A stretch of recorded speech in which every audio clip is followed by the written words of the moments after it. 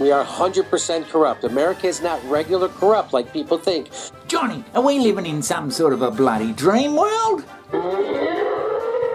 Like what, in some sort of a computer simulation? Well, not so much that, but everything you sort of turn to seems to be...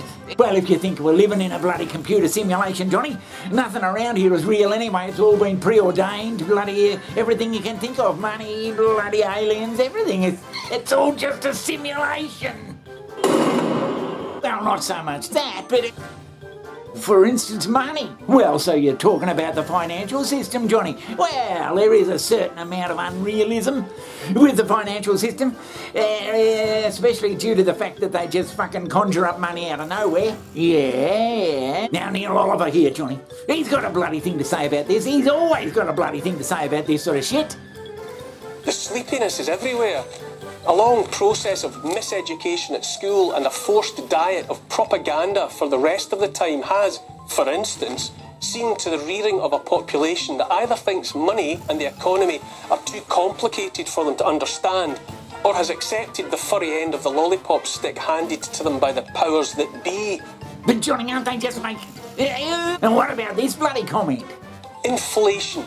What they would have us believe is to blame for the cost of living crisis, which is really a cost of lockdown crisis, is caused always and only by government working hand in glove with the banks to make themselves rich and everyone else poor. Yeah, the poor. Right, yeah. Thanks for your time. Very good to be with you. Good evening. Which bank are you with again? That's correct, Brian. I've been with them for quite a while. Can I answer any of your questions on that score? Yeah, no, you put rates up again, haven't you? Well, Brian, we don't have a lot of choice, do we? Why not? Well, there are only three things you can do with rates. You can put them up. You can put them down. Just a minute, Brian. Hadn't finished. Bear with me. Only three things you can do with rates, Brian. You can put them up, you can leave them where they are. Or you can put them down. I'm going to persist with this, Brian, until I get this out. There are three things you can do with rates. You can put them up, you can leave them where they are, or you can delay making a decision until you think that the overall financial atmosphere is more conducive to perhaps easing them in a non-downward direction over time. That's three options. It is, but you can eliminate two of them reasonably briskly. You're not going to put them down, are you? Well, why not? Brian, are you familiar with the way bank executives are paid, the system of bonuses and options and so on? No, not really. No, well, I think perhaps we'll...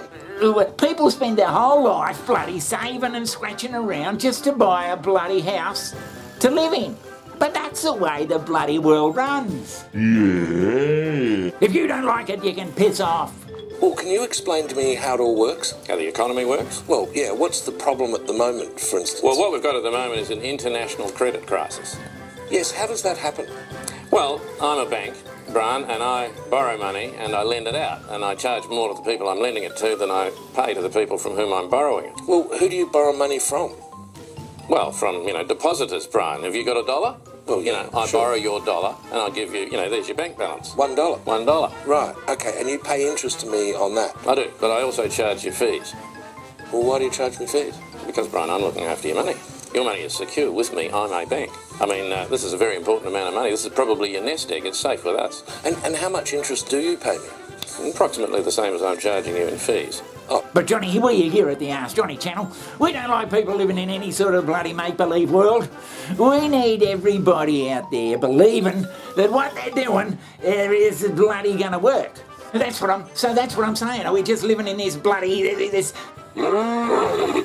Yeah, imagine if everybody out there thought the system was just fucking loaded for the bloody wealthy people. I mean, there'd be some sort of a bloody revolution.